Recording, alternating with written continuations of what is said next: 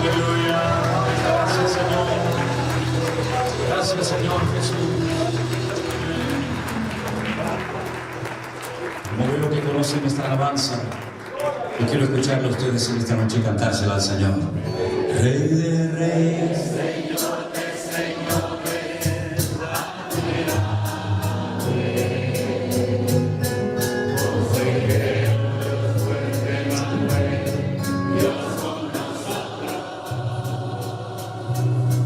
aleluya. Es digno.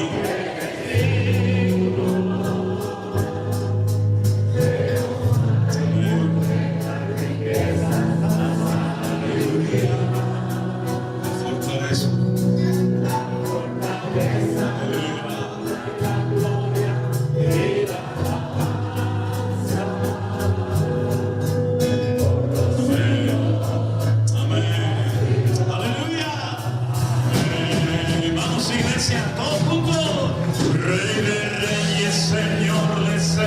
El 2020, todos ustedes saben lo que nos pasó a todos. Nosotros tuvimos esa semana culto el día jueves en la iglesia y algunos hermanos de la congregación me dijeron, probablemente tengamos que cerrar la iglesia el domingo. Y yo me resistí y le decía a los hermanos, ¿cómo vamos a cerrar la iglesia el domingo? Sí, hermano, porque está pasando algo muy raro, hay gente que está enfermando y efectivamente el día 14 de marzo del 2020 por la noche salió el presidente de nuestro país y declaró lo que se llamaba el estado de alerta o de alarma y todo de la noche a la mañana cambió. Solamente se podía salir a las calles, a los supermercados a comprar comida y poco más. Y los que teníamos perros nos dejaban salir a pasear a los perros. Todo el mundo quería ahora perros, ¿sabes?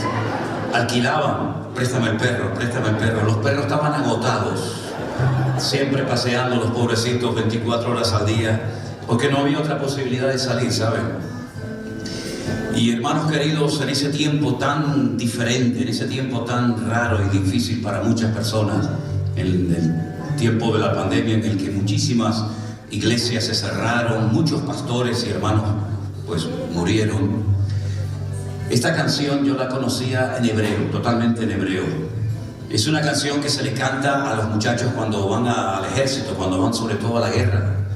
Se paran las personas en las rutas, en las carreteras y los chicos pasan llorando, ¿verdad? Y les cantan esta canción de ánimo.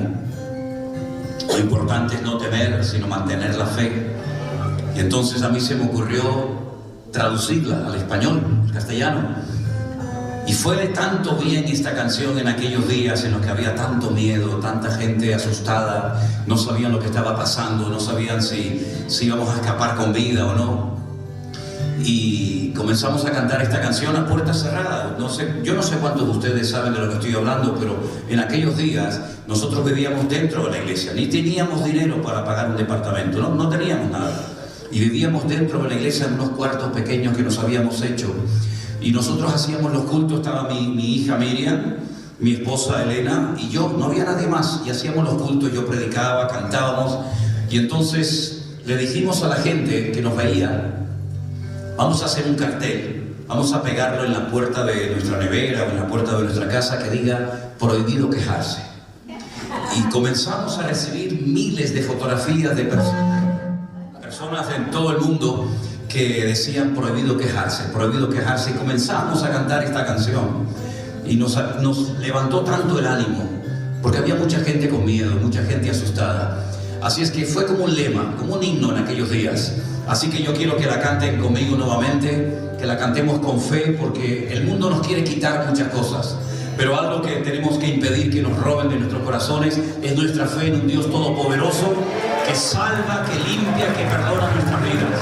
Aleluya, alabe con el Señor conmigo, con alegría. Aleluya, gloria a Dios. Gloria a Dios. Gloria a Dios. Les animo a que lean, si puede ser esta noche o en los próximos días, un capítulo de la Biblia que habla todo de la fe. No aparecen lógicamente todas las personas, hombres y mujeres que demostraron tener fe en el Señor, pero hay una lista muy extensa. Ahí aparece Abraham, Moisés, Jacob, etc. Y es un capítulo que empieza diciendo: la fe es la certeza ¿verdad? De lo que se espera, la convicción de lo que no se ve. Y más adelante, por el verso 6, dice algo así como, dígalo conmigo si lo sabe, pero sin fe es imposible agradar a Dios. Usted puede tener dinero, puede tener lo que quiera. Si usted no tiene fe, tiene un serio problema. Porque a Dios no se le soborna. A Dios no se le compra con dinero ni con buenas obras. Dios lo que quiere ver en su corazón es fe. Pero no una fe religiosa, no una fe muerta. Yo he conocido mucha gente que dice, no, yo creo mucho en Dios. Pero después cuando hablas con ellos, están llenos siempre de problemas, de luchas, de dificultades. Y yo digo, pero ¿y para qué quiere tener tanta fe si no le sirve de nada? La fe nos ayuda a caminar por encima de las tormentas de la vida, hermano. La fe nos ayuda a mantenernos firmes en medio de los problemas y críticas y circunstancias. La vida no es fácil, ni siquiera para nosotros los pastores o cristianos. Uy, me alegro mucho de verte, Dios te bendiga, no te había visto.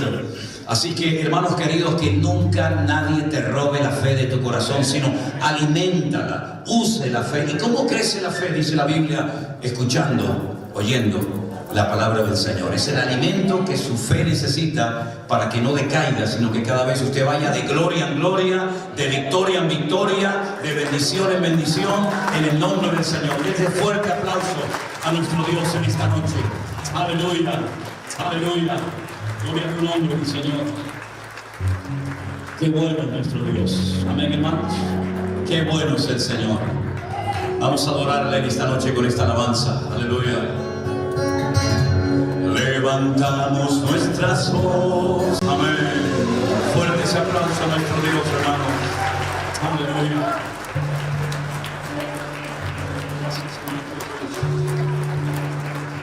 Te damos la gloria y la alabanza en esta noche, Señor. Que te miren a ti, Señor, todos los que han venido. Tú eres el invitado de honor de esta reunión, Señor Jesús. Y queremos darte a ti toda la gloria y la honra, Señor. Gracias por todos los hermanos que han venido, Señor, haciendo un gran esfuerzo para estar aquí en esta noche. Queremos que tú prepares nuestros corazones y que salgamos de aquí renovados y fortalecidos en la fe, mi Señor. Trae bendición y vida eterna a tu pueblo, Señor, y que tú te puedas pasear en nuestras vidas y hacer lo que tú quieras. En el nombre de tu amado Hijo Jesús, mi Señor. Rey de reyes, Señor de señores, admirable, consejero, Dios fuerte, Manuel. Gracias, Señor Jesús. A Él toda la gloria y la alabanza por los siglos de los siglos. Amén. Amén. Díganle, hermanos, qué alegría verle, hermano. Que el Señor le bendiga y le hable en esta noche a su corazón. Amén. Aleluya. Gracias, Señor Jesús. Qué bueno es nuestro Dios. Pablo. Gracias. Gracias, Señor. Mis hermanos queridos, pueden tomar asiento, por favor, en esta noche. La verdad que estar aquí, como contaba anoche nuestro hermano en la cena que tuvimos, es realmente un milagro.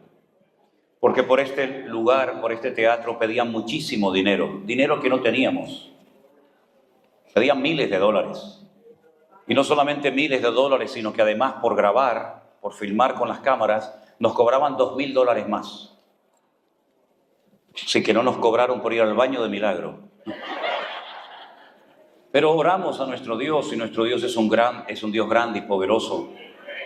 Y tenemos un hermano de nuestra iglesia virtual que trabaja aquí, ¿sí? En este colegio, donde me decía que han invertido últimamente más de $25 millones.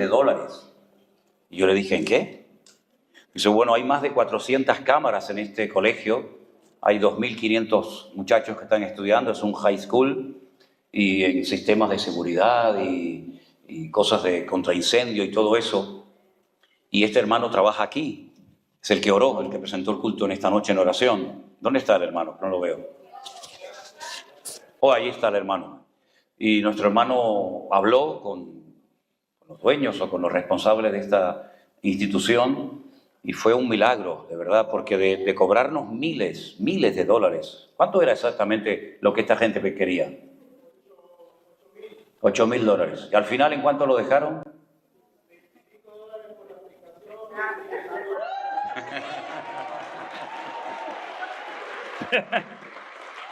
Ese es nuestro Dios. Ese es nuestro Dios. Ese es nuestro Dios. Pero lo curioso que usted también tiene que saber esta historia, que yo nunca la he contado, es que hace 2 años, cuando yo estuve por aquí, el hermano vino a uno de nuestros cultos en otro lugar donde estábamos y vino con su familia, si no recuerdo mal. Y el hermano, que era miembro en ese momento de otra congregación, pues parece que se hizo una foto conmigo, sacó fotos de los cultos y la colgó, ¿no? En Facebook, no sé dónde fue. Y su pastor en aquel momento la vio y el hombre parece que se molestó. No le hizo gracia que este hermano, que era miembro de su iglesia, ¿por cuántos años, hermano? Por 6 años en esa congregación, una persona fiel, totalmente integrada, lo pusieron en disciplina por venir a un culto que no era de su iglesia, a escuchar a un pastor que venía de España. ¿Yo? Entonces, sí, ustedes se rían, pero es para llorar. Es realmente para llorar. Porque el mundo evangélico, no digo todo, pero gran parte está podrido, hermano. Le digo así sinceramente. Es una vergüenza que un siervo de Dios, que un pastor haya puesto a una familia entera en disciplina por venir a un culto sin abandonar su congregación, sin dejar de apoyar su iglesia, simplemente para venir a un culto a escuchar la palabra de Dios. Porque seguramente en esta noche, estoy convencido de ello, aquí hay gente que tiene sus iglesias, pero yo nunca aprovecho estos eventos para sacar a nadie de ninguna iglesia. Es más, para poder formar parte de nuestra iglesia, ya sea presencial o virtual, uno de los requisitos indispensables es que la persona no pertenezca, no sea miembro de ninguna iglesia. Si yo hubiera querido, hermano, si yo hubiera querido, hubiéramos sacado a centenares, a miles de personas de iglesias, o los hubiéramos aceptado dentro de nuestra membresía, pero nunca lo hicimos y nunca lo haremos. La gente es bienvenida, faltaría más. ¿Cómo le vamos a prohibir la entrada a una persona que tiene hambre de escuchar la palabra de Dios? ¿Quién soy yo para cerrarle la puerta a una oveja que quiere venir a comer palabra de Dios, sana doctrina, buenos pastos, verdad? Hemos tenido en estos días gente que ha venido de México, que ha invertido mucho tiempo y dinero para poder estar en estos días con nosotros. Gente que ha venido de muchos estados de este país, ¿verdad? Y entonces resulta que al hermano lo pusieron en disciplina por venir a un culto. Y bueno, como la vida da tantas vueltas, ¿verdad? Porque los pastores no somos dueños de la gente. Yo nunca he trabajado con visión de dueño. Yo no soy dueño de nadie. No soy dueño ni de mi vida. Imagínense ser dueño de la suya, ¿no? Entonces el hermano, bueno, después de orar y de buscar la voluntad de Dios, pues se incorporó a nuestra congregación, cosa que yo nunca le dije que hiciera, porque yo jamás le he pedido a nadie que deje su congregación para venir con nosotros. Nunca lo he hecho. Y llevo más de 40 años predicando el evangelio a tiempo completo, ¿verdad? Y el hermano resulta que hace 2 años, sin darse cuenta, ya el Señor lo estaba preparando para esta reunión, que no es casualidad, sino que Él trabaja en este lugar y gracias a nuestro hermano y al Señor podemos estar en esta noche aquí. Denle ese fuerte aplauso al Señor, porque ese es nuestro Dios. Ese es nuestro Dios. ¿Se da cuenta? ¿Cuánta gente en estos días, cuando yo les saludaba y les preguntaba de dónde venían, me decían de Chicago, de Nueva York, de New Jersey, de Michigan, de Arizona, de México y de tantos lugares? Hermanos, ¿sabe lo que pasa? Que yo noto, hace ya unos cuantos años, que la gente tiene hambre de escuchar palabra de Dios. Yo espero que ninguno de ustedes haya venido simplemente para verme a mí. Si usted ha venido para verme a mí, ya se puede ir, ya me vio. Ya me vio. No va a haber nada más, esto es lo que hay, punto, ¿no? Las cosas que te dicen a veces cuando la gente se te acerca, yo digo, esta persona no sé a qué ha venido aquí, ¿no? Pero ustedes no tienen que venir a ver nunca a nadie, y menos a nosotros. Nosotros somos exactamente igual que cualquiera de ustedes. Tenemos nuestras luchas, nuestros problemas, nuestras necesidades. Somos exactamente igual que cualquier persona. A veces hay iglesias que han echado a perder a pastores porque se les ha subido a la cabeza el éxito, como que son gente importante. Yo no soy nada importante, yo soy simplemente un siervo de Dios. Yo he venido a este lugar para predicar la palabra de Dios, cosa que llevo haciendo, ya le digo, más de 40 años de mi vida. Y estamos en este lugar para glorificar y para honrar a nuestro buen Dios. Así que yo les agradezco que hayan venido, pero por favor no vengan para vernos a nosotros. Nosotros lo que queremos es que usted venga a recibir palabra de Dios, a aprender, a tener un tiempo de comunión, porque algo muy bonito que venimos viendo en los últimos años, desde los días de la pandemia, es que no solamente aquí en Las Vegas, ahora hemos venido de Houston, dentro de unos días nos vamos a San Francisco, luego nos vamos también a Miami, estamos constantemente de un lugar a otro, y es hermoso cuando, por ejemplo, en un evento, en una congregación como esta, ¿verdad?, donde no estamos haciendo publicidad de una denominación o de un ministerio, de un hombre, pues se juntan hermanos bautistas, hermanos pentecostales, hermanos metodistas, hermanos más abiertos, hermanos más conservadores, pero es que aquí hemos aprendido a estar bajo la bandera del amor de Cristo, y eso es lo que queremos dejar claro. Aquí venimos a glorificar al Señor, no a hacer publicidad de un ministerio. Usted lo que tiene, muchas veces me dice la gente, pastor, deme un consejo y dígame qué tengo que hacer. Digo, ¿yo? No, mija. No, a veces no sé ni lo que tengo que hacer yo. A veces no sé ni lo que tengo que hacer como para yo decirle a usted lo que tiene que hacer. ¿Para qué? Para que el día de mañana le salga mal el consejo que a lo mejor le di y me eche la culpa a mí. No, es que el pastor Manolo, el pastor Sierra me dijo, no, mira. Yo lo que le voy a decir, usted tiene el mismo Dios que yo. La Biblia que yo uso, si quiere después la puede comprobar, tiene exactamente los mismos libros que los suyos. Usted tiene el mismo Espíritu de Dios que mora en mi corazón. Por lo tanto, si usted tiene necesidades, entre en la habitación. Ese es un consejo que yo le doy. Entre en su habitación, no esté levantando pena y compasión a la gente. No le cuente muchas veces las cosas a nadie. Se mete en la habitación, yo lo que hago me pongo de rodillas. Si usted quiere, lo hace también. Y le dice, Señor, este es mi problema, esta es mi necesidad, esta es mi petición. Y tu Padre, que te ve en secreto, te va a recompensar en público. Y funciona. Es así como nosotros trabajamos, mi querido hermano. Es así como trabajamos. La gente a veces se agarra a los pastores, se agarra a los siervos de Dios. Y claro, y hay algunos que les gusta. Yo lo que quiero es que ustedes sean seguidores de Cristo. Que amen al Señor, que lean su palabra, que crezcan, que maduren. Como dice la Biblia, el apóstol Pablo decía a los corintios, cuando yo era niño, pues yo hablaba como un niño. Y pensaba como un niño y actuaba como un niño. Mas cuando ya fui hombre, dejé lo que era de niño. Y hay tanta superficialidad, hay tanto infantilismo en la obra del Señor, que a veces veo a la gente en las iglesias que hacen colas para que el pastor les resuelva la vida. No, mi hermano, cambie la forma de pensar. Si no le llaman, si no cuentan con usted, no pasa nada. No pasa nada. A mí no me llama nadie. Bueno, me llaman, pero para otras cosas. Usted no puede depender de los hombres. ¿O es que no hemos aprendido en el 2020, cuando los gobiernos nos encerraron en nuestros hogares, que solamente podíamos depender del Señor, hermanos? No olvidemos esa lección. No olvidemos esa lección que el Señor nos enseñó hace casi ya 4 años atrás. Depender solamente del Señor. Al Señor tu Dios adorarás y a Él solo servirás, dice la palabra. Nada más, nada más. ¿Se da cuenta? Eso no quita que oremos por un hermano, eso no quita que nos preocupemos o nos ocupemos los unos por los otros, pero por favor no sigan a hombres, porque si siguen a hombres se van a llevar una tremenda desilusión. Como me dice mi hija Priscila, la mayor, ay papá, a ti te aman tanta gente, porque no viven con nosotros en Canarias. Si esa gente que dice que te quiere tanto fueran miembros de Tenerife, yo no sé si aguantarían, porque nosotros no tenemos un kindergarten para pasarle la manita a la gente. Nosotros estamos preparando soldados para el reino de Dios, y eso es lo que nos hace falta, madurar, crecer en el Señor.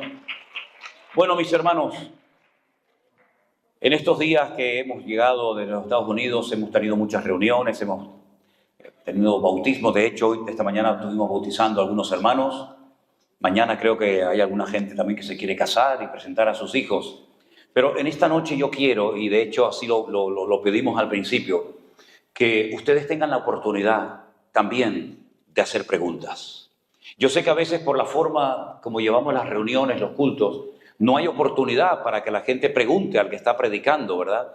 algo que le inquieta, algo que le perturba, algo de la palabra que ha leído y que no entiende. Pero a mí me gusta mucho que la gente también aprenda haciendo preguntas.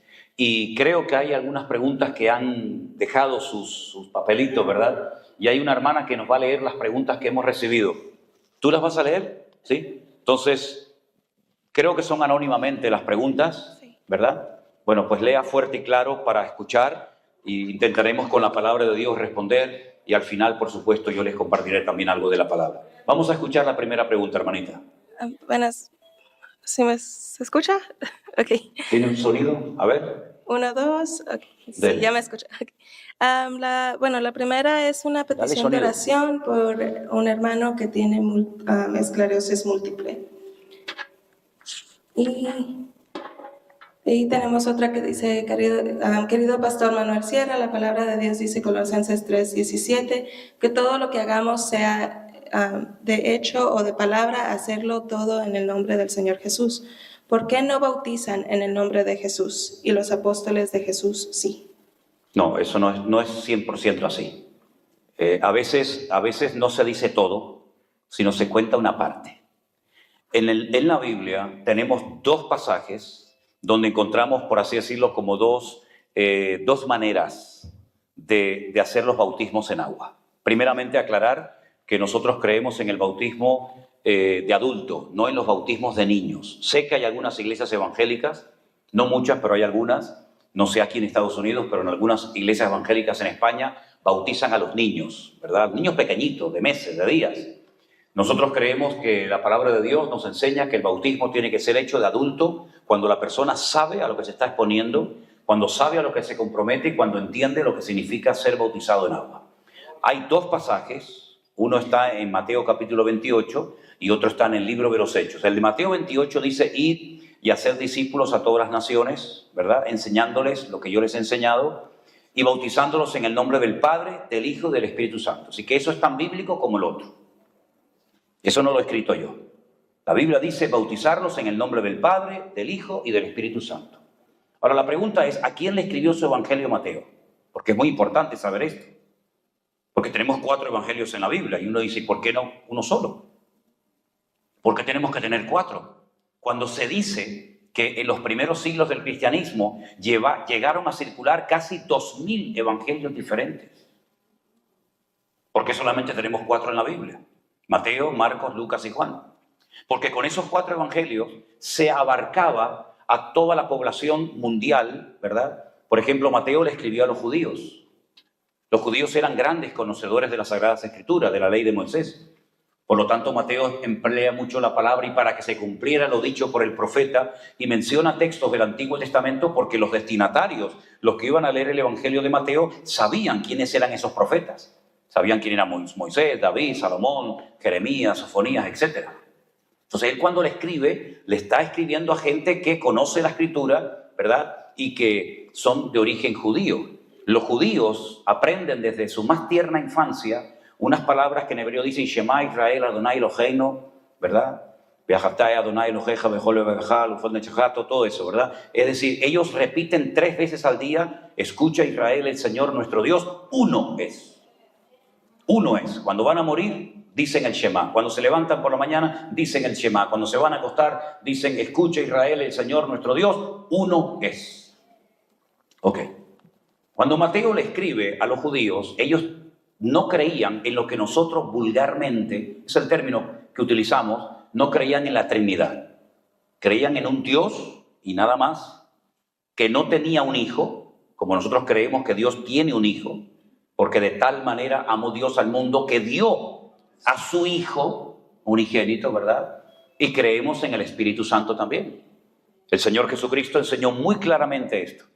Dice, no os dejaré huérfanos, rogaré al Padre, yo rogaré al Padre para que os envíe el Consolador, para que esté con vosotros para siempre, Padre, Hijo y Espíritu Santo. Eso está más claro que el agua. El que no lo quiere ver, pues que no lo vea. En el día que el Señor Jesucristo se bautizó en el río Jordán, Él se estaba bautizando, lo veían, ahí estaba Juan sumergiéndolo en agua, pero dice que se oyó una voz del cielo que dijo, este es mi Hijo amado, en el cual tengo toda complacencia, deposito toda mi confianza en Él. Está hablando el Padre. Y el Hijo se está bautizando y dice que descendió sobre él el Espíritu Santo como en forma de paloma. Ahí hay otra vez 3, no 1, hay 3. Entonces los judíos, como no creían en lo que llamamos la Trinidad, ellos tenían que entender que para poder convertirse al cristianismo, para poder seguir las enseñanzas de Cristo, tenían que abrir la mente y darse cuenta que hay un Padre, hay un Hijo y hay un Espíritu Santo. Ya sé que los 3 son uno y los unos son 3, ya todo eso lo sabemos. Yo creo que no hay ejemplo lo suficientemente rico o amplio para que podamos entender esta enseñanza tan profunda, pero que creemos en ella sin ningún problema. Por ejemplo, yo soy padre de 2 hijas, pero también soy hijo de mis padres. No dejo de ser padre para convertirme en hijo. Soy padre, hijo al mismo tiempo. Cuando iba a la casa de mis padres, iba en forma de hijo. Pero cuando estoy con mis hijas, estoy como padre. Y al mismo tiempo soy pastor, soy marido, etcétera, etcétera. Somos muchas cosas al mismo tiempo sin tener que dividirnos, ¿no? Como la física cuántica, ¿no? Que dice, entra o sale, está entrando y saliendo. Está de pie o sentado. En la física cuántica todo eso funciona. Pero en la Biblia hay Dios, hay Hijo y hay Espíritu Santo. Y como el Evangelio de Mateo iba a ser dirigido y leído por judíos, ellos tenían que entender que si usted quiere seguir a Cristo, tiene que bautizarse, porque el bautismo es la confesión pública de algo que yo ya en mi corazón ya he creído y aceptado. Dígalo públicamente. Permita que se le bautice en el nombre del Padre, del Hijo y del Espíritu Santo.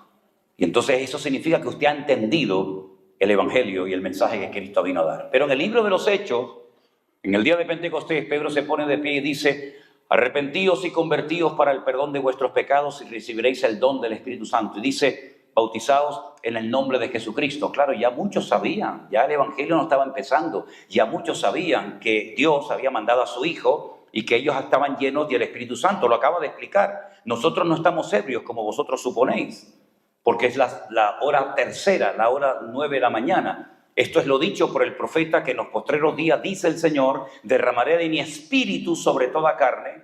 Entonces ya ellos saben el mensaje que Cristo vino a dar, ¿verdad? De un Dios Padre, Hijo y Espíritu Santo. Por lo tanto, no era necesario decir públicamente en el nombre del Padre, del Hijo y del Espíritu Santo. Si una persona cree en Dios, en su Hijo Jesucristo y en el Espíritu Santo, no hay ningún problema para decir te bautizo en el nombre del Señor Jesús. Pero nosotros, desde hace siempre, toda la vida, siempre hemos adoptado por la fórmula de Mateo 28, en el nombre del Padre, del Hijo y del Espíritu Santo. Pero que no me vengan algunos con el cuento de que eso no es bíblico y de que eso no es correcto. Porque por ahí andan algunos, no sé si hay alguien aquí así, pero por ahí andan personas diciendo que ese bautismo en el nombre del Padre, del Hijo y del Espíritu Santo, que no es correcto. El correcto es el de ellos, el que se bautizan solamente en el nombre del Señor Jesús. Pues no, Señor, no es así. Hay que explicarlo todo y entender los motivos por los que se dijo una cosa aquí y por los que se dijo otra cosa allá, pero no hay contradicción, sino que ambos textos se complementan. Amén. ¿Está claro? Amén.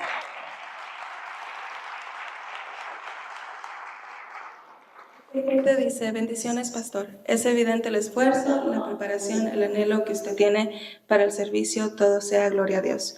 ¿Qué le recomienda a alguien que tiene en el corazón servirle al Señor, pero se hace difícil con todo el trabajo y las labores del día al día? ¿Qué consejo pudiera dar a alguien con ese problema? Gracias, pastor, lo queremos mucho. Una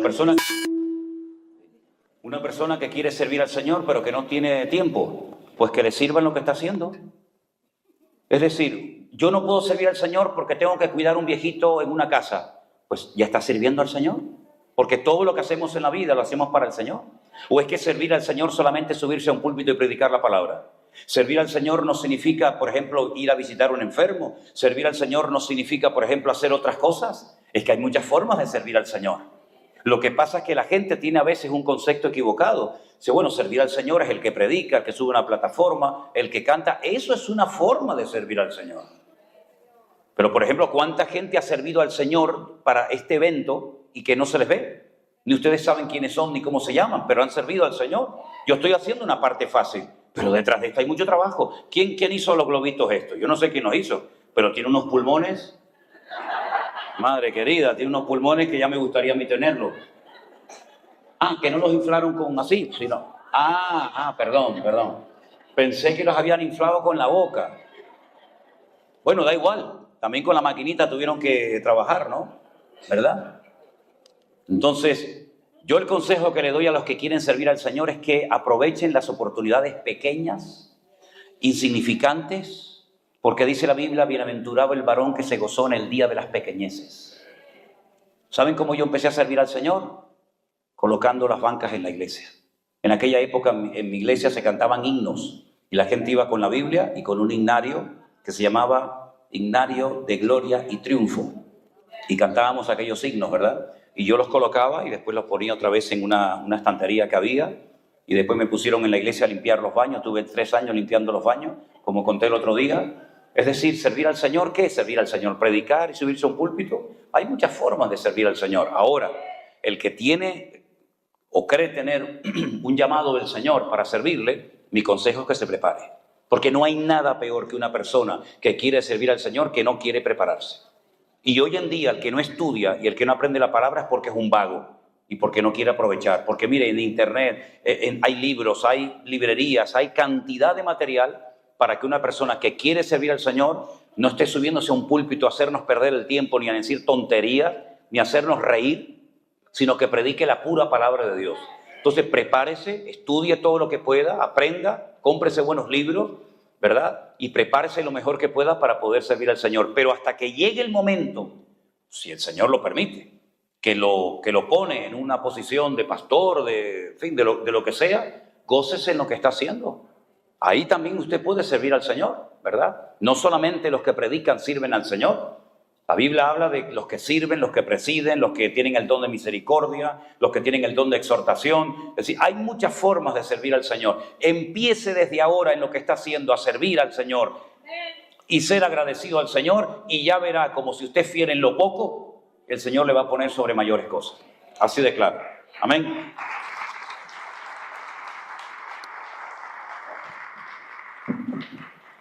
La siguiente pregunta dice, ¿está bien que el pastor bautice a personas que no están casadas, solo viven en unión libre?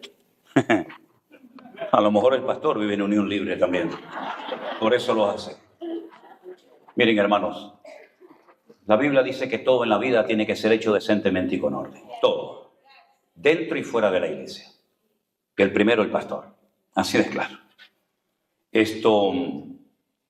Nosotros hemos tenido muchos casos en nuestra congregación y en nuestro ministerio de personas que venían a pedir la bendición. No querían casarse porque uno de los dos era viudo o viuda. Y no sé aquí, yo hablo por lo que vemos en España. Cuando una persona queda viudo o viuda, recibe una paga, no sé cómo lo llaman aquí, un dinero de su marido. Que si me hablan todos no entiendo nada. Una pensión. Vale, ya está, pues una pensión. Pero cuando te casas con otro hombre, te quitan la pensión. That's right. Oh, it's true. Oh. Okay. Entonces, ¿qué es lo que ocurre? Me decían, pastor, denos la bendición. Digo, pero usted ya está casado legalmente, ¿lo puede demostrar? Y cuando te dicen, ya sabes que no. Cuando te dicen, es que está pensando a ver qué te va a decir. Lo mismo me pasa a mí. Cuando Elena me pregunta algo, digo, dice, ya está. Entonces, ¿cómo voy a bautizar a una persona que está en desorden? Eso es vivir en desorden. Así vivíamos en el mundo. Así vive la gente del mundo. ¿Para qué casarnos? ¿Para qué tengo yo que tener un papel? Hombre, es curioso que muchos están en este país y están orando por sus papeles.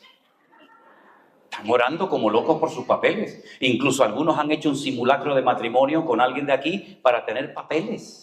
Es decir, usted le da mucha importancia a los papeles del tío San, le da mucha importancia, y después resulta que a lo moral no le da ninguna importancia. Salga usted a la carretera, salga usted a la ruta y que la policía le pida la documentación. No, el Señor es mi pastor, nada me faltará. No, querido. Ese auto es suyo, lo puede demostrar, sí, como no, miren los papeles. Esa casa donde vive es suya, sí, como no, miren los papeles. ¿Usted quiere viajar de un país a otro? ¿Tiene pasaporte? Sí, míralo acá.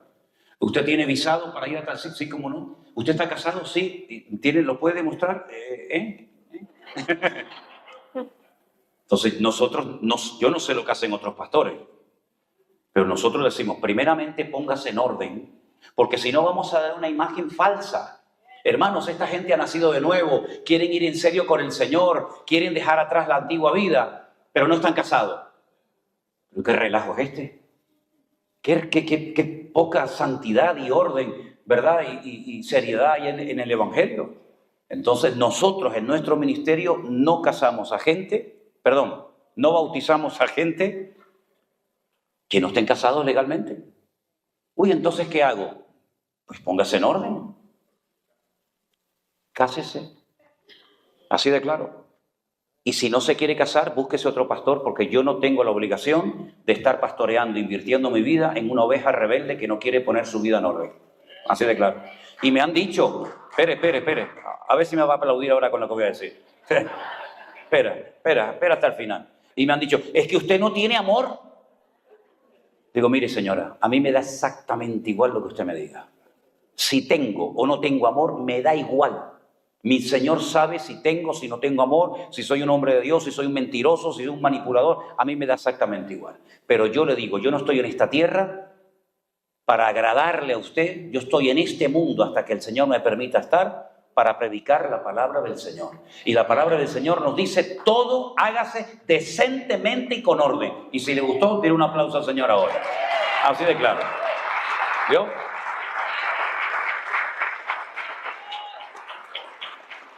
Claro, perdón, usted me dirá, pero es que hay iglesias que lo hacen. Sí, claro. Sí. También hay iglesias que hacen otras cosas, pero usted no tiene que mirar a lo que hacen los demás, usted tiene que mirar lo que dice el Señor en su palabra. Así de claro. Dime. ¿El templo que quieren construir los judíos es el mismo que Jesús destruyó? No, Jesús no destruyó ningún templo. El templo lo destruyeron los romanos. En el año 70 después de Cristo, Tito, que era el hijo del emperador Vespasiano, estaba en Jerusalén y sin darse cuenta cumplió una profecía. Lo que el Señor dio fue una profecía al salir del templo en Mateo 24, cuando él salía del templo y los discípulos dijeron, espera un momento, Señor, mira el templo, qué bonito, mira qué templo más maravilloso. Y el Señor dijo, ¿lo ves todo esto? ¿Lo ves bien? No quedará piedra sobre piedra que no sea destruida. En el año 70, las tropas, las legiones romanas lo destruyeron, todavía no se ha vuelto a reconstruir, pero sí, efectivamente, la Biblia nos habla de una tercera reconstrucción en los tiempos finales. Quiero decirles, dicho sea de paso, que ya tienen absolutamente todo preparado, absolutamente todo. Ahí en Jerusalén, cuando yo viajo con los grupos allí, los llevo a un lugar que se llama el Museo del Templo, donde ustedes pueden ver las ropas que van a utilizar los sacerdotes, los levitas, el sumo sacerdote, pueden ver el arca, pueden ver el lavacro, pueden ver la menorá, pueden ver absolutamente todo, los instrumentos de cuerda, de viento, de percusión, pueden ver absolutamente todo. Todo está preparado para reconstruir el tercer templo. La Biblia dice que un personaje siniestro, terrible, que se llama el Anticristo, es uno de los nombres que recibe, no es el único, pero el más conocido. A los 3 años y medio de ser inaugurado ese templo, entra al templo, lo profana, ya lo habían profanado ya en la época de los griegos, un tal Antíoco Epifanes, que mató un cerdo y derramó la sangre del cerdo y puso una estatua a uno de sus dioses, ¿verdad? Y lo profanó. El Señor Jesucristo dijo, cuando veáis la abominación desoladora de la que habló el profeta Daniel, el que lee entienda, esa profanación todavía no se ha cumplido, ¿no es cierto? Y ese tercer templo va a ser construido exactamente en el mismo lugar donde el primer templo y el segundo templo estuvo construido. El primer templo lo destruyeron los babilónicos, con el rey Nabucodonosor a la cabeza. El segundo, como acabo de decir, los romanos. Y el tercer templo va a ser construido en el monte Moriah, donde está en este momento la mezquita de Al-Aqsa en un lado y el domo de la roca, que es una cúpula enorme de oro que cubre, que tapa una piedra que es mucho más grande que toda esta plataforma, que es el altar donde Abraham subió a sacrificar a su hijo Isaac. Allí está. Y según los judíos, ese es el centro geográfico de la tierra, el ombligo del mundo, como ellos dicen. Allí estaba el centro del jardín del Edén. Si ustedes estudian las medidas, las dimensiones del jardín del Edén, pues llegaba desde Egipto, el río Nilo, hasta lo que es Mesopotamia, el río Tigris y Éufrates en Babilonia, y el centro del jardín del Edén estaba en lo que era no se llamaba Jerusalén. Y en ese lugar es donde se va a volver a construir el tercer templo, efectivamente, así es. Y probablemente comencemos a ver pronto la reconstrucción de ese templo. Yo por lo menos creo que nosotros los cristianos lo veremos, aunque en algunas iglesias no lo enseñan así, ¿vale? No sé si respondí a la pregunta. ¿Qué piensa acerca de que para situaciones espirituales, al momento de orar, se deba hacer guerra espiritual? Bueno, con esto de la guerra espiritual, la gente ha hecho toda una teología alrededor de la guerra espiritual. Incluso hay algunos que hacen mapas para ver dónde están los demonios y dónde están los principados y la potestad. Mire, a mí me da igual dónde está el diablo, a mí me interesa dónde está mi Señor. Y no, que el diablo está allí, pues déjalo allí. Yo recuerdo que hace años en España hay una ciudad que se llama Santiago de Compostela, ¿vale? Donde dicen que está el apóstol Santiago. Mentira, no está, pero dicen que está allí, ¿no? Que por cierto, en uno de los viajes que hice a Israel, visitando el barrio de los cristianos armenios, resulta de que fuimos a un lugar que nos dijeron, mira, en esta iglesia hacen mucha cola, muchas filas de gente, en cierto momento del año, porque vienen a ver la cabeza del apóstol Santiago. Y yo dije, caramba, los españoles piensan que está Santiago allí y ustedes tienen la cabeza, y allí en España los españoles tienen el cuerpo. Pues, querido, pónganse de acuerdo para pegar la cabeza con el cuerpo, ¿no? Ya, eso del apóstol Santiago, del camino de Santiago, es un cuento que, bueno, es terrible, ¿no? O sea que la gente cree a veces más fácilmente a las mentiras que a las verdades. Porque la mentira, como te la inventas, te crees lo que te dé la gana. La verdad te cambia y te transforma, ¿te das cuenta? Entonces, ¿cómo era la pregunta? Para situaciones espirituales. Oh, sí, la guerra espiritual. Entonces en Santiago de Compostela hay una fuente con cabezas de caballos, y en el centro hay una columna, y en lo alto de la columna hay como si fuera la estatua de un ángel, como de un demonio, una cosa rara así, ¿no? Así como... Y en esa ciudad hace mucho frío y llueve mucho. Entonces un año fue un predicador de aquí, de Estados Unidos, de estos así, de los famosos, de los importantes, ¿no? Y entonces llegó a España, que hay santos y vírgenes por todos los lados, y llegó allí y dice, ¡ah! Aquí está el trono de Satanás. Y le dijeron, esta se llama la Plaza de las Platerías, porque los judíos y las personas hacían cositas de plata y las vendían allí. Entonces no es el trono de Satanás, sino que es una estatua. No. Aquí está el trono de Satanás.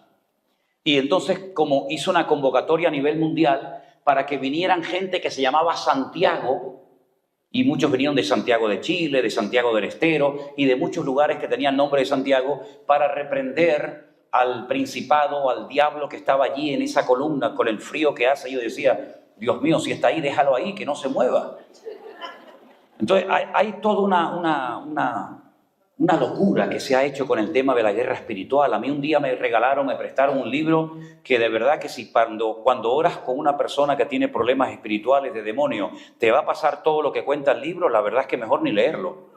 Porque, oye, el diablo después te va a perseguir, te encuentra, se mete por la ventana, te agarra en el coche, se sube por la chimenea, va. Yo digo, pero ¿esto qué cosa es? Y parece que hay cristianos que tienen más facilidad para ver al diablo por todos los lados que para ver al Señor. Cuidado con el diablo no sé qué, y el diablo no sé cuándo. Y digo, pero el diablo está en todas partes, hermano, pregunto yo. ¿Qué más quisiera el diablo? ¿Qué más quisiera el diablo estar en todas partes? El único que es omnipresente, que está en todas partes, es nuestro Dios. Así de claro, ¿se da cuenta? Entonces, ¿qué manía, qué obsesión con el diablo aquí? Y el diablo. Hay iglesias que todas las semanas hacen para los miembros de la iglesia, culto de liberación. Y son 20 o 30 hermanos, con todo mi respeto. Entonces, culto de liberación, echan fuera a los demonios de los 30. Bueno, el miércoles siguiente, los mismos 30, otra vez culto de liberación. Y digo, una cosa, ¿salieron o entraron otra vez? ¿Qué relajo es este? Y venga a reprender. Mira, yo digo una cosa, si en una habitación hay mucha oscuridad, mucha luz, mucha oscuridad, para que haya luz, ¿qué hay que hacer? Encienda la luz. Entonces no tenemos que estar detrás del enemigo, tenemos que seguir al Señor, adorarlo, honrarlo y bendecirlo. Y la guerra espiritual ya está ganada por el Señor Jesucristo. Ya ganó el Señor, consumado es, dijo. El diablo está derrotado, está totalmente desmantelado el poder del enemigo. Eso no significa que oremos. Hemos orado por centenares de gente con problemas de demonios. Hemos estado en la calle predicando que les diga Elena y se me tiraba la gente endemoniada en las calles. Cuando vivíamos en Argentina, una cosa tremenda. Una vez incluso nos decían que, no ahora, en otra etapa de nuestra vida, había gente endemoniada en la zona donde vivíamos, que cuando comenzaba el culto de nuestra iglesia se caían y comenzaban a manifestarse. Cosas tremendas, pero nunca fuimos detrás de esas cosas, porque el Señor nuestro Dios es el que hay que adorar y mirarlo a Él. Entonces esa obsesión de guerra, vamos a hacer guerra, vamos a reprender, declaramos y confesamos que el Señor está en este lugar. Y la luz disipa las tinieblas, mi querido hermano. Entonces esa obsesión con los demonios, venga demonio y más demonio. ¿Y por qué no tienes la misma obsesión y deseo y anhelo de glorificar y de honrar al Señor, mi hijo? Entonces lamentablemente eso de la guerra espiritual han hecho una doctrina que no tiene muchas veces nada que ver con la palabra de Dios. Usted no tiene que ir detrás del enemigo, no te preocupes que el enemigo si quiere te va a encontrar y sabe dónde está, ¿verdad? Y cómo está. Claro que creemos en que hay una guerra espiritualmente hablando en el mundo espiritual, pero no estamos obsesionados con eso. Yo le digo a la gente, hermanos, por favor, disfruten de la vida cristiana, caramba. El gozo del Señor es nuestra fortaleza. Es que, claro, es que la noche, a mí me da igual si es la noche o el día, a mí me da igual. En paz me acostaré, asimismo dormiré, porque solo tú, Señor, me haces vivir confiado. Entonces no tenemos que estar con miedo y con cosas raras, porque mayor es el que está en nosotros que el que viene contra nosotros, dice la palabra. Amén, hermano. ¿Hay más? ¿O sí? Bueno. ¿Una persona puede tener espíritu de drogadicción y alcoholismo? ¿Espíritu de? Drogadicción. La drogadicción y el alcoholismo no es un espíritu, es un vicio. Si usted es drogadicto, usted tiene un problema con las drogas, no con los demonios. Y si usted se ha metido 10 cervezas en el cuerpo, no le eche la culpa al diablo, es que usted es un borracho. Entonces, si fuera un espíritu, yo digo, fuera espíritu de alcoholismo, y se le va el problema del alcoholismo, y no es así. Ahora, lo que pasa es que cuando uno está metido en el vicio, en las drogas, en el alcohol, etcétera, etcétera, tú le estás dando lugar al diablo. Pero no diga que el drogadicto es que está endemoniado. No, el drogadicto no está endemoniado. Puede ser que esté endemoniado, pero la droga es un vicio, es un problema de la carne. Y cuando confundimos las obras de la carne con espíritu, es como, por ejemplo, una vez yo fui a una iglesia y antes de que me invitaran a predicar, el pastor comenzó a reprender porque vio unas hermanas que se comían las uñas y reprendía el espíritu de las uñas. Cuando se salió el SIDA, ¿cómo lo llaman aquí? El SIDA, ¿no? Reprendían al espíritu del SIDA. Es que el SIDA no es un espíritu mismo. Cuando salió lo del COVID, yo he visto pastores en televisión que reprendían al espíritu del COVID. Es decir, que si hay un espíritu, un demonio que se llama COVID, y antes, hace 20 o 30 o 40 años no existía el COVID, ¿de dónde salió este demonio? Si antes no existía, y el mismo número de demonios que había en la época de Cristo es el mismo número de demonios que hay hoy en día, es que se reproducen los ángeles, se reproducen los demonios. Entonces no confundamos virus, enfermedades, problemas de la carne como la drogadicción, como el alcoholismo, con espíritus malignos. No tiene nada que ver una cosa con otra. Como dice, no, es que tiene mucho dolor de cabeza, vamos a reprender el espíritu del dolor de cabeza. No, mi hermano, es que las enfermedades son las enfermedades y los espíritus son los espíritus. No confundamos una cosa con otra. Pasa que hay tanta ignorancia y tantas iglesias que le hacen creer a los hijos de Dios que lo que le está pasando es porque tiene un demonio dentro. Y eso es mentira, eso no es bíblico, eso no tiene nada que ver con la sana doctrina, con la palabra de Dios. Dios nos ha llamado a vivir en libertad, no con miedo, asustados todo el día, viendo al diablo por todas partes.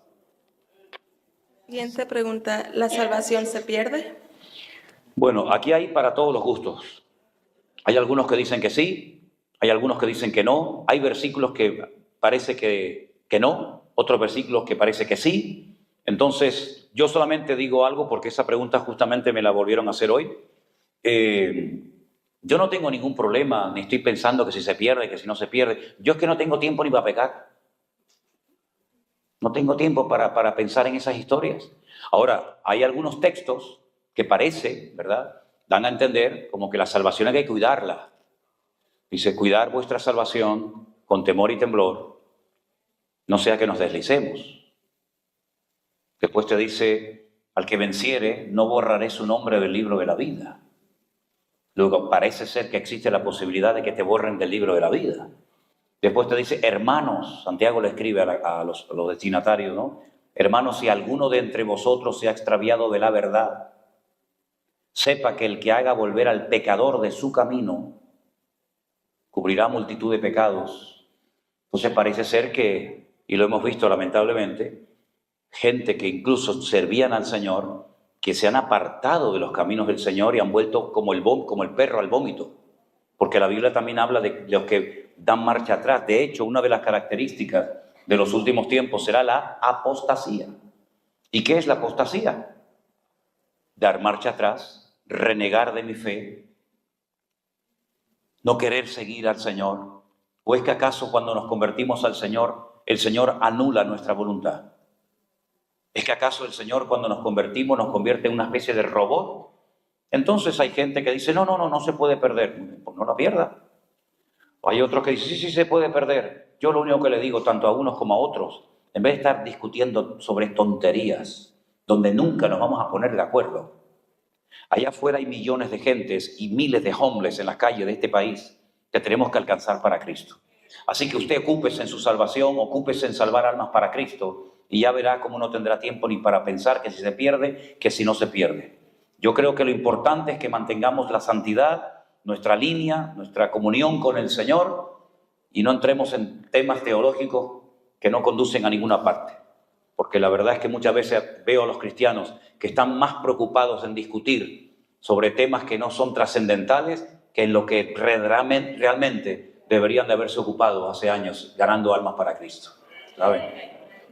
Diga, hermano. Si no damos el diezmo, ¿estoy haciendo mal?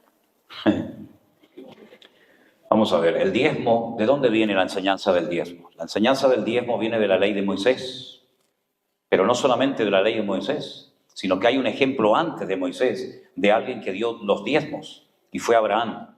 El patriarca Abraham dice que le dio a lo que se llama en español Melquisedec, en hebreo es Melech Sedek. Melech es rey, Sedek es justicia, el rey de justicia, dice que le dio los diezmos. Y en Abraham ya todos nos sentimos identificados. El diezmo era un sistema extraordinario que servía para el mantenimiento de la casta sacerdotal y para las funciones del templo de Jerusalén. Es decir, las 12 tribus de Israel, cuando entran a tomar posesión de la tierra prometida, todas reciben un trozo de tierra menos una. Ustedes saben, ¿verdad? La tribu de Leví dijo, a ellos no les des tierra. Entonces, si no tengo tierras, no puedo sembrar, no puedo criar animales. Entonces, ¿esta gente de qué vivía? Bueno, el Señor les dijo al resto de las familias de Israel, cada uno, aparte el diezmo, que lo podían llevar en especie o por la distancia lo podían llevar en dinero. Entonces, cuando una persona ese año había tenido una cosecha muy grande, tenía que apartar el 10% del producto, ¿no? De las frutas, de las verduras, de lo que fuera, y tenía que ir a Jerusalén a dárselo a los sacerdotes, porque los sacerdotes les cuidaban a ellos espiritualmente y el pueblo materialmente cubría las necesidades del pueblo. Cuando vivías muy lejos, pues vendías el producto y traías el dinero al templo de Jerusalén y allí se repartía proporcionalmente. Pero la ley del diezmo era una ley para mantener, no para extender. Nosotros como cristianos no solamente queremos mantener la obra, sino extender la obra del Señor. Por lo tanto, meterle miedo a la gente en el cuerpo, que si no da el diezmo están bajo maldición, eso es rotundamente falso. Cuando hay personas que dicen, no, si usted no da el diezmo le va a ir mal, Dios no le va a bendecir. Yo lo que creo que nosotros como cristianos tenemos que meternos ya en la cabeza que todo es del Señor. Todo es del Señor. El diezmo y no diezmo y todo es del Señor. El carro, la comida, la ropa, todo lo que tengo es del Señor. Y yo enseño a la gente a tener un corazón generoso. Pero si usted no quiere apoyar la obra del Señor, bueno, pues yo qué sé, tendrá usted que rendirle cuentas delante de Dios. Yo sé que hay incluso iglesias que le dicen a la gente que cuando da el diezmo, ¿verdad?, tienen que poner el nombre y el apellido para que el tesorero de la iglesia o el pastor de la iglesia pues pueda abrir el sobre y decir, la familia García dio tanto dinero, y si el mes que viene, al abrir el sobre, dio menos, le llaman y le dicen, hermano, ¿qué cosa es esta? ¿Pero eso qué es? La iglesia no es una comisaría de policía. Yo le digo a la gente, no me ponga nombres en los sobrecitos cuando usted dé un diezmo, una ofrenda en la iglesia, porque me estropea el sobre. ¿Me entiende? No quiero que me ponga nombre. ¿Yo para qué quiero saber lo que usted da? ¿Cuál es el motivo por el cual yo como pastor tengo que saber lo que usted da o no da a la iglesia? A mí qué me importa lo que usted da, mi hermano. ¿Usted me está dando el diezmo a mí? ¿Usted le está dando el diezmo, la ofrenda a quién? A Dios. ¿Y no dice la Biblia que no sepa la izquierda lo que hace la derecha, ni lo derecha a la izquierda? Entonces, ¿por qué asustamos y le decimos a la gente, si no da el diezmo está bajo maldición? Pero si la Biblia dice que Dios, el Señor Jesucristo en la cruz, cargó todas las maldiciones para que nosotros heredásemos bendición. Ahora, yo no he conocido un cristiano maduro, un cristiano, digamos, bien en el Señor, que sea un avaro, que sea una persona tacaña, que tenga el puño cerrado. Yo creo que una de las características de un cristiano maduro es que es una persona dadivosa, una persona que no le cuesta apoyar la obra del Señor. Pero eso de asustar a la gente con la ley del Antiguo Testamento, que si el diezmo, que si no das el diezmo, me parece a mí que es sacar las cosas de su contexto.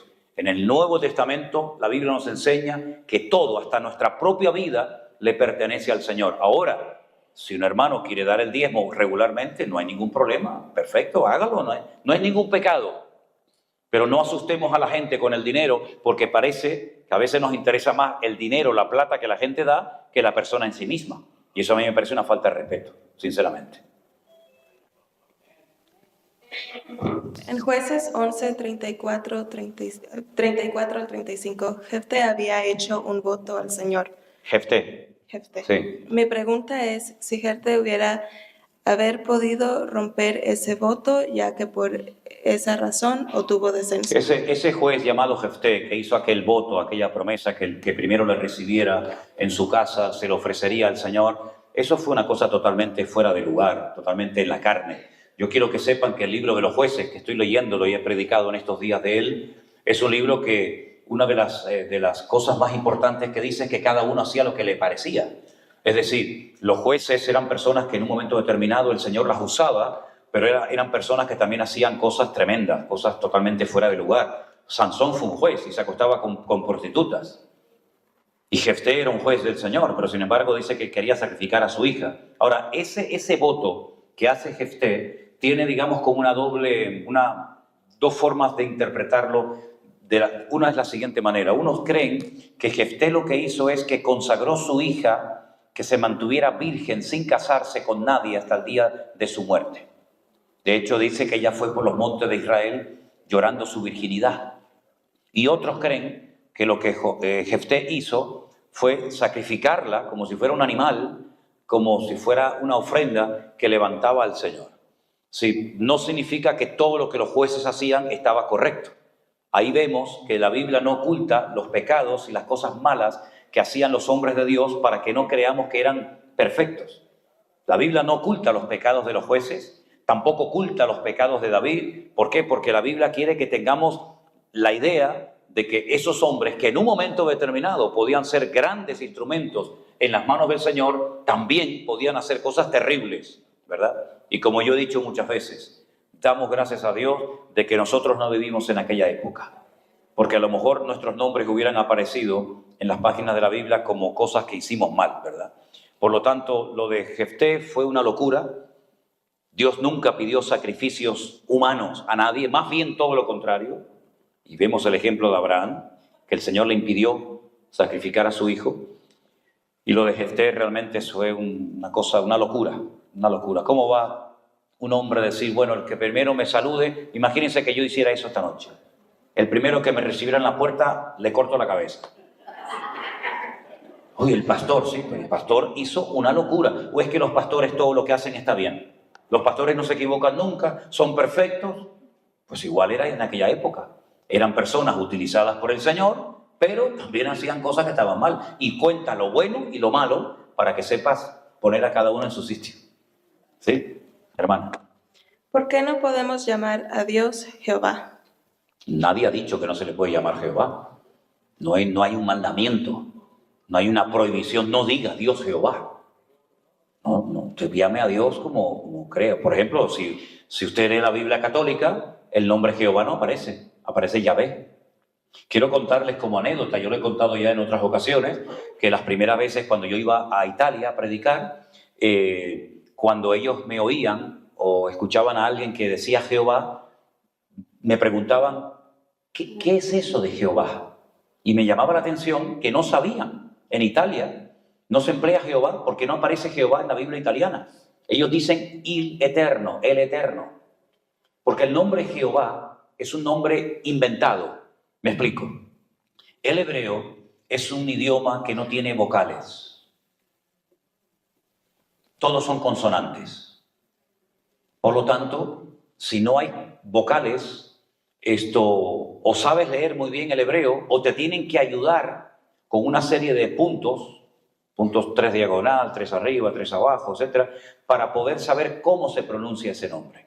Los judíos tienen prohibido pronunciar el nombre de Dios, porque se exceden en ese mandamiento que dice, no tomarás el nombre de tu Dios en vano. Entonces hubieron unos señores, unas personas que se conocen con el nombre de los masoretas. Búsquenlo en internet y se va a documentar. Los masoretas eran personas que se daban cuenta de que la gente, con el paso del tiempo, habían perdido la capacidad de aprender a leer el texto hebreo. Porque el texto hebreo hay que leerlo como dice el texto, no se puede leer a la velocidad que uno quiere, ¿verdad? Sino que es tiempo, es como la música, ¿no? Entonces los masoretas inventaron los masoretas todo un sistema de puntos y de rayas, etcétera, etcétera, para que la gente supiera si era K o era C. Por ejemplo, vamos a hacer un ejemplo ahora práctico. Yo le doy a usted una letra C, la C de casa, y le doy una S, no le doy ninguna vocal. Con esas dos letras, con una C y con una S, dígame una palabra. Casa, otra. Cosa, otra. No, cenicero lleva más letras, solamente con una C y con una S. Casi, no, casual son muchas letras, solamente con una C y una S. ¿Verdad? Es decir, ¿cómo sé yo cuando leo el texto hebreo si pone cosa, casi o casa? Por el contexto. Es decir, que como no hay vocales, ¿cómo se pronuncia el nombre de Dios si no hay vocales? Yahvé, Jehová, Adonai, ¿cómo se pronuncia? Entonces los masoretas lo que hicieron es que pusieron unos puntitos y unas rayas.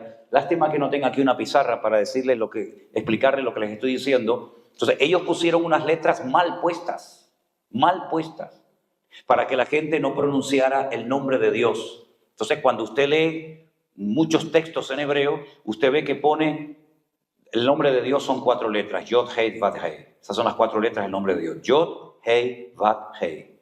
Entonces ellos le pusieron vocales y en algunas ocasiones se lee Jehová, Jehová en español. Pero lo pusieron mal, para que la gente no pronunciara el nombre de Dios como es. Entonces nuestras Biblias, la Reina Valera, etcétera, pone Jehová. Pero el nombre Jehová como tal no existe. En las Biblias Nácar Colunga, que son las que usan generalmente los católicos, que por cierto la versión católica es muy buena, salvo los 7 libros de más que le metieron en el Concilio de Trento, dice Yahvé. Entonces no es que esté prohibido decir Jehová, no está prohibido, pero yo le digo que el nombre Jehová como tal no es el nombre de Dios. Es como si usted me puede llamar a mí Rafael. Hola hermano Rafael, como si usted me quiere llamar Perico. Usted me puede llamar como quiera, pero yo ni me llamo Perico ni me llamo Rafael.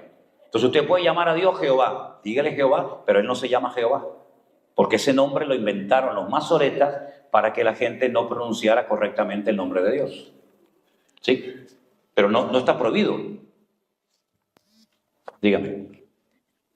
La última dice, gracias por estar aquí, me gustaría saber más sobre la Biblia. Pues empieza a leerla. Si quieres saber más de la Biblia, empiece a leerla. Tiene mucho trabajo por delante. Si usted quiere saber más de la Biblia, lo primero que hay que hacer es leer la Biblia, ¿es verdad? Claro, la gente me dice, ¿y por dónde empiezo? Claro, como la Biblia es un libro, no me malinterpreten, yo lo digo con todo respeto. La Biblia es un libro raro. ¿En qué sentido digo que es raro?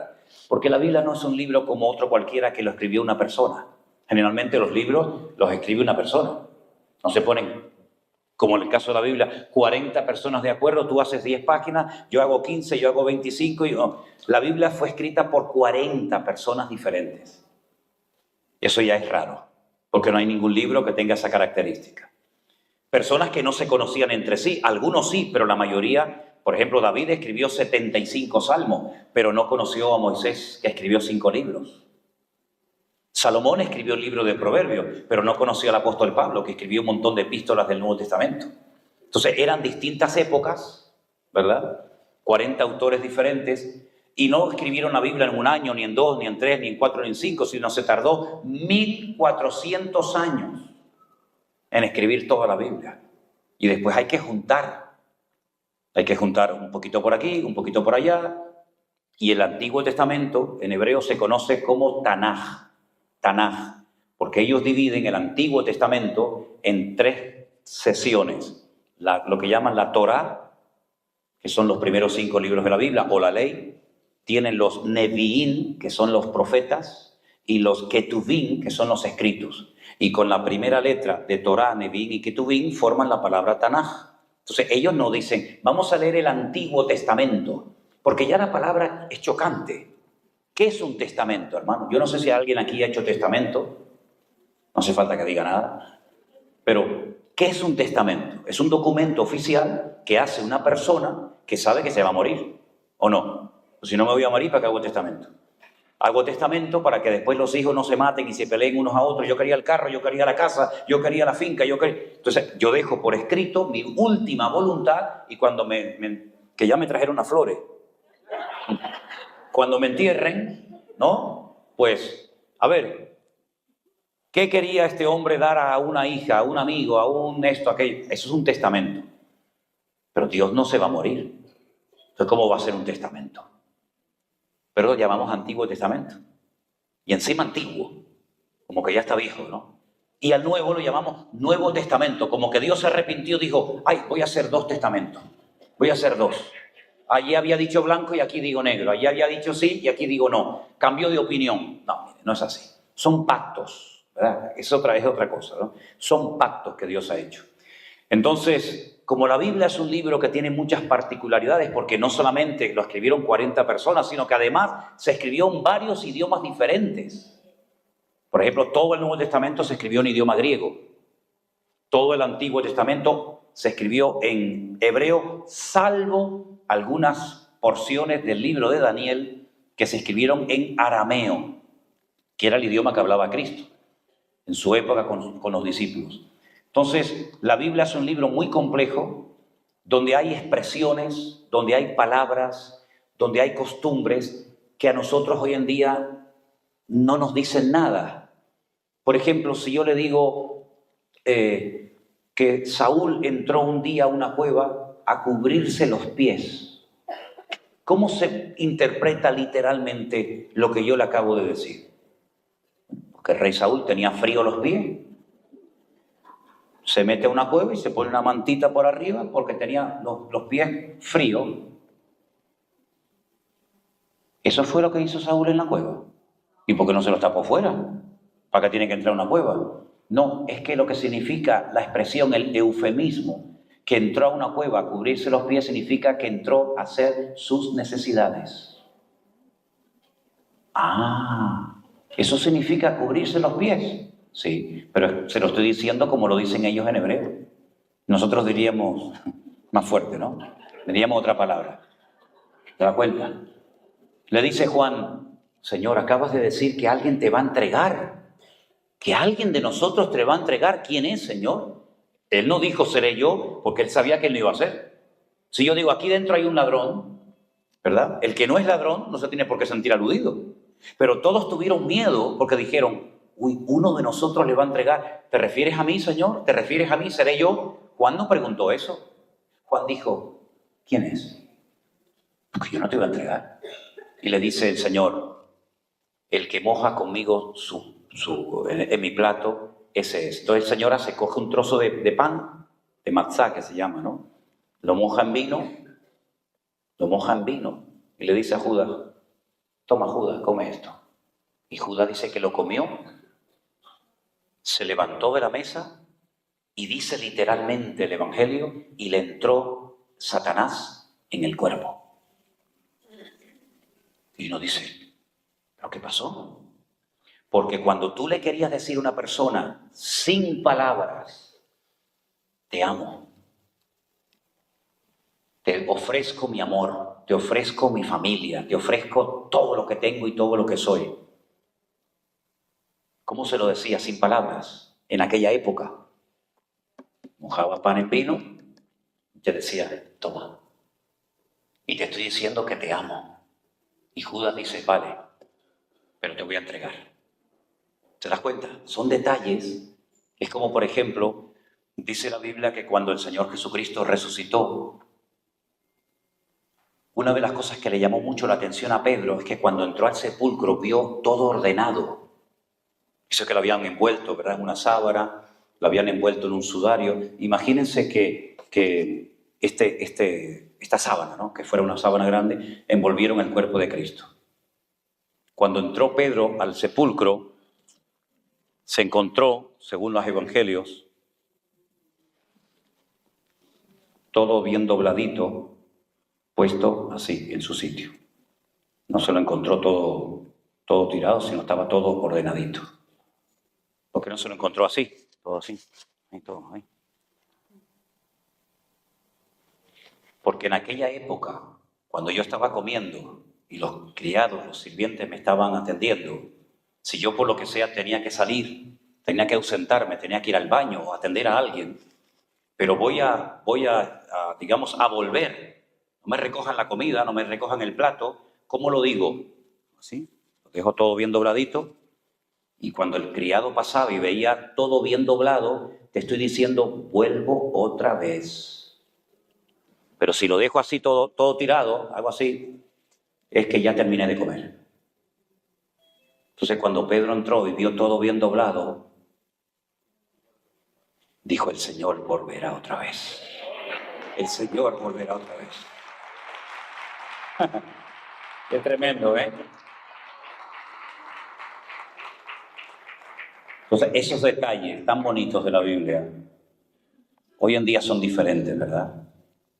Pero por eso uno tiene que conocer las costumbres, uno tiene que conocer cómo la gente se movía, cómo actuaba, ¿verdad?, para saber interpretar muchas veces la palabra de Dios. Yo le animo a que comience a leer la palabra por donde quiera, pero que la lea, sobre todo que la lea. Amén, hermanos. Bueno, si no hay ninguna otra pregunta. ¿Perdón? Igualmente.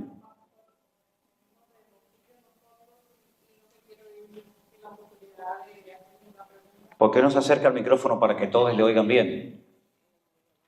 ¿Sí? O ella se acerca con el micrófono. ¿Usted no se quiere ir con esa duda en su corazón? Sí, no me quiero ir con Bueno, aproveche. Dios le bendiga, pastor. Igualmente. Mucho gusto que esté con su familia aquí y con todos nosotros. Yo tengo muchas amistades católicas y en Isaías 64, 6, dice que si bien todos nosotros somos como sociedad y todas nuestras justicias son como trapos de inmundicia y caímos todos nosotros como la hoja y nuestras maldades nos llevaron como viento. Entonces, ahorita una de las preguntas dijo, la muchacha le preguntó que si cómo le servía al Señor, no yendo a una iglesia. Una de las preguntas que hicieron, usted dijo que pues llevándole comida al enfermo y pues haciendo buenas obras, pero también aquí dice que son una inmundicia las obras como trapos de inmundicia. Y en una de sus predicas yo escuché que era en hebreo. Entonces yo dije eso en una de las vamos a ver. Siempre ha habido como una especie de lucha, ¿no? Una especie de... Puede tomar asiento si quiere. Sí. Vamos a ver. En la Iglesia Católica se enfatizó y se sigue enfatizando muchísimo la importancia de hacer muchas obras, pero con el objetivo de alcanzar salvación. Eso es así. Pero el Nuevo Testamento, la palabra de Dios enseña que las obras son posterior a la salvación. Si yo no tengo ni puedo hacer nada para salvarme, Si el hombre se puede salvar haciendo buenas obras, ¿para qué vino el Señor Jesucristo a morir en la cruz? Hagan un montón de obras y al final le digo, muy bien, muchachos, les perdono a todos. Pero el Señor sabe que nuestras justicias, lo que yo puedo presentar delante de Dios como currículo, no como decir, oye, que le he dado de comer al enfermo, he dado el diezmo, he hecho esto, he hecho aquello. Si tú lo haces con el objetivo de obtener el perdón de tus pecados, la salvación de tu alma, eso para mí es como un trapo de inmundicia. Y usted sabe lo que yo dije en ese día, lo que significa o lo significaba trapo de inmundicia. Pero eso no significa de que ahora como cristianos vamos a estar de brazos cruzados y como soy salvo por la fe, me da igual que el mundo esté mal, me da igual que la persona esté muerta de hambre en la calle, me da exactamente igual y me hago un cristiano frío e indiferente ante la necesidad del prójimo, porque como soy salvo y las obras no... Vamos a ver, cuando el pueblo de Israel hacía cosas, las hacían para acumular, para atesorar méritos. Yo sé que esto entre nosotros no es así, pero en Israel hasta el día de hoy, los judíos, los fariseos que existen, los religiosos, ellos todo lo que hacen, lo hacen para acumular méritos. ¿Para qué? Para que cuando llegue el momento de orar, el momento de necesidad, el momento de pedirle algo al Señor, yo pueda decir, Señor, me tienes que ayudar, me tienes que contestar sí o sí, porque como dijo aquel, ayuno 2 veces a la semana, doy diezmo de todo lo que gano, no soy como este publicano, yo oro, yo y más yo. Entonces el Señor, todo eso que hacemos para presumir, para aparentar delante de Dios y para creer que yo tengo que obligar a Dios a hacer lo que yo le diga, porque me lo merezco, entonces el Señor dice, no, esas obras para mí no sirven de nada. De hecho, la carta a los Hebreos dice que ya es hora de arrepentirnos de obras muertas. Pero dice la Biblia que la fe sin obras también está muerta.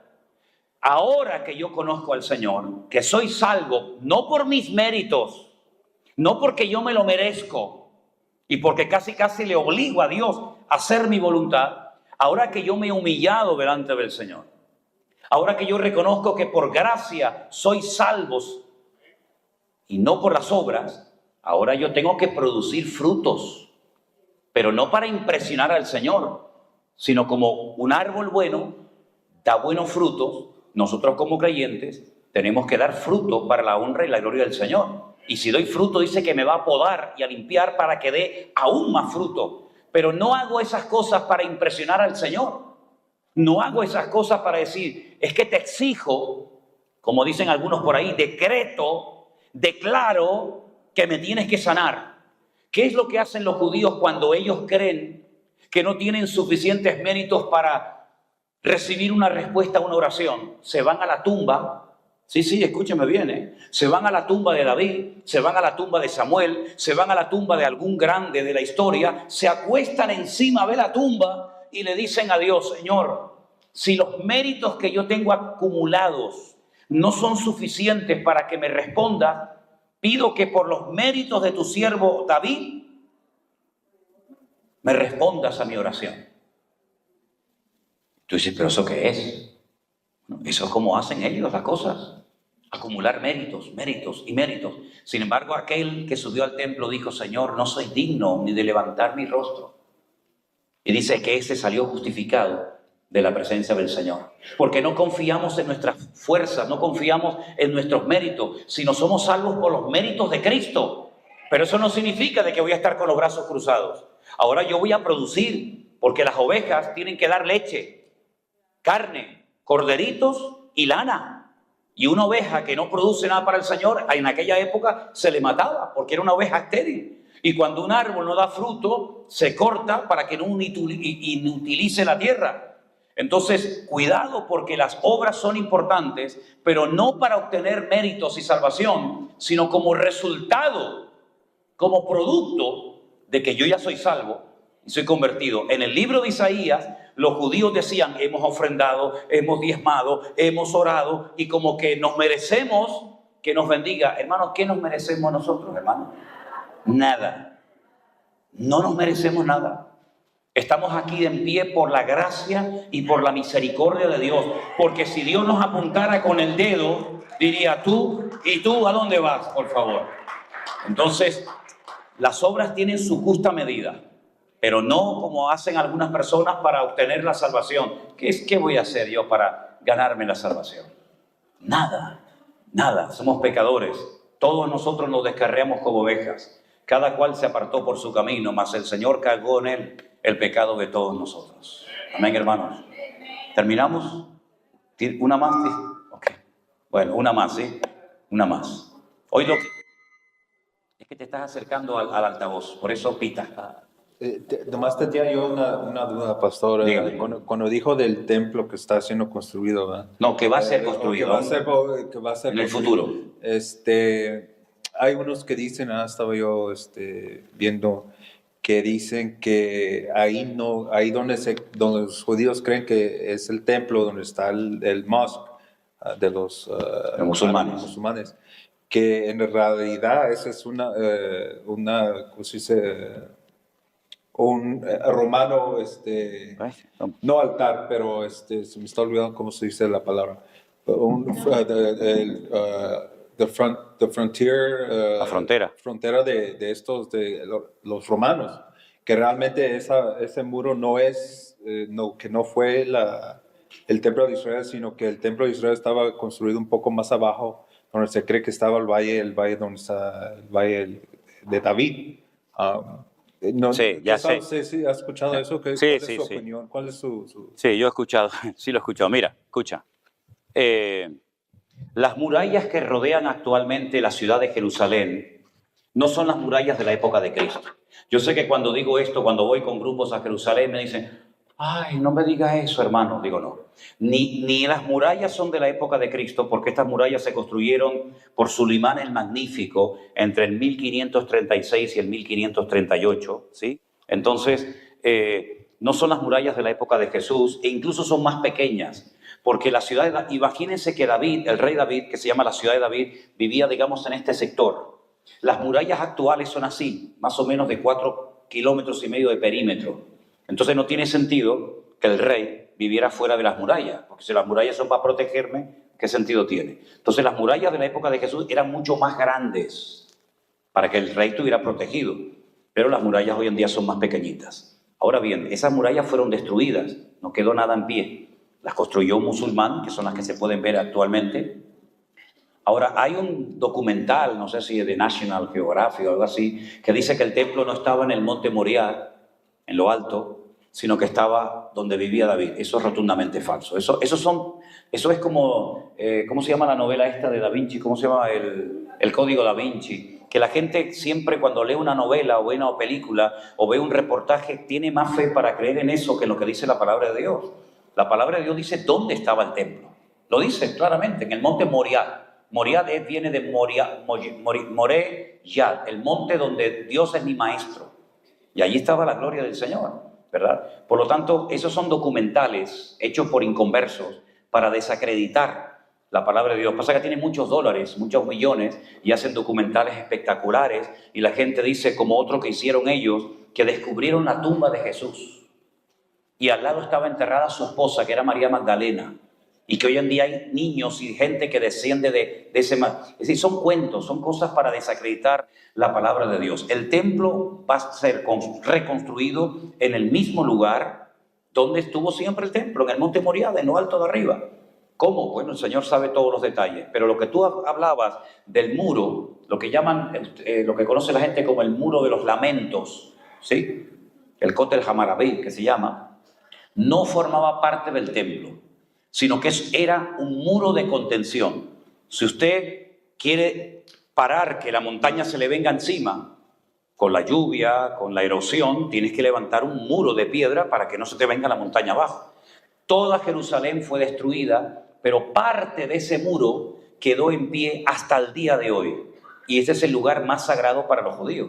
Ellos van por la mañana, por la tarde, por la noche, todos los días de su vida, por la mañana, a las 7 de la mañana, hacer una oración se llama Shaharit, después van a hacer Arbit, después van a hacer la Minjá. Son diferentes oraciones, van de negro, van de luto, porque están orando por la destrucción del templo de Jerusalén para que pronto lo reconstruyan. Entonces, ese templo era lo más cercano del templo de la época de Jesús. Pero el templo va a ser construido en el mismo lugar donde dice la palabra de Dios que tiene que ser construido, en el monte Moriah, donde están ahora mismo los musulmanes, los árabes, y muchas veces la gente dice, ¿y cómo van a sacar los árabes de allí para subir los judíos que tienen prohibida la entrada allí? Lo que es imposible para el hombre es posible para Dios. Así que esos son detalles que solamente conoce nuestro Dios. Amén, hermanos. ¿Cómo? Ya fue destruido del templo, no de las murallas. Lo que pasa es que los romanos se extralimitaron. No solamente destruyeron el templo, sino que destruyeron las murallas. Y entonces otro emperador romano llamado Adriano le cambió el nombre a la ciudad. No sé si saben esto. En vez de decir Jerusalén, para que nunca más se recuerde que hubo una ciudad llamada Jerusalén, le llamó Aelia Capitolina. Le cambió el nombre. Y a Israel, el nombre Israel es muy interesante. Es la letra Yod, Shin, Resh, Aleph, Lamed. Cada letra, no tengo aquí una pizarra para enseñarles esto, pero cada letra del nombre Israel significa algo. Y es muy interesante, ¿no? Pero para que no haya recuerdo de que un día existió un país llamado Israel y un pueblo llamado Israel, le cambió el nombre de Palestina o Filistea, tierra de filisteos, como un castigo a los judíos. No es que existieran los palestinos, ni mucho menos, pero fue como un castigo, lo llamó Filistea o Palestina, que significa tierra de filisteos. Y esa es la historia, eso es lo que dice la historia. ¿De acuerdo? Hermanos queridos, nos ponemos de pie esta noche, si les parece. Yo quisiera que en este momento hiciéramos una oración especial por Rafael, porque él nos ha pedido oración. Él tiene exactamente la misma enfermedad de mi hija Miriam, esclerosis múltiple. Y es un joven que desde hace ¿cuánto tiempo tienes esta enfermedad tú? No sé exactamente, pero dicen que alrededor de por más de 5 años. Por más de 5 años, ok. Pero se la descubrieron recientemente, pues él nos ha pedido que oremos por él, para que el Señor ponga su mano. Los científicos, los médicos dicen que la esclerosis múltiple no tiene cura, no tiene remedio, pero para Dios no hay nada imposible, ¿verdad? Entonces, oye, ¿esto está escrito en arameo? No, está en inglés. También Roger Paez pide oración, ya que está batallando con la adicción. Lleva 3 semanas limpio y gustaría que lo hagamos por él. ¿Ya está aquí? Ok. Ok, hermanos. Seguro que todos y cada uno de ustedes, o muchos de ustedes, tienen una petición en su vida. ¿Quién no la tiene? ¿Quién no tiene un marido, un hijo, una esposa, un amigo? Incluso por uno mismo, ¿verdad? Hermanos queridos, nuestro Dios está aquí con nosotros en esta noche. Y nosotros reconocemos que somos incapaces, pero creemos en el poder de nuestro Dios. Y yo puedo dar testimonio públicamente, y quiero hacerlo, que a mí el Señor no solamente me salvó, sino me liberó y me sanó. Ese es mi testimonio en 3 palabras. Me salvó, me liberó y me sanó. Y eso no me lo puede negar nadie. O si lo niegan, yo sé que es la verdad. Por eso yo creo que nuestro Dios, que no ha cambiado, sigue haciendo milagros y transformando vidas. Hay algunos cristianos que dicen que cuando los discípulos murieron, se acabaron los milagros. Ya Dios no hace milagros.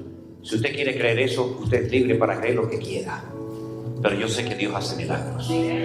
Muchos de nosotros estamos en esta noche aquí vivos porque el Señor nos salvó. Si no, probablemente estaríamos muertos. Así que a ese Dios poderoso vamos a orar. A ese Dios poderoso vamos a clamar.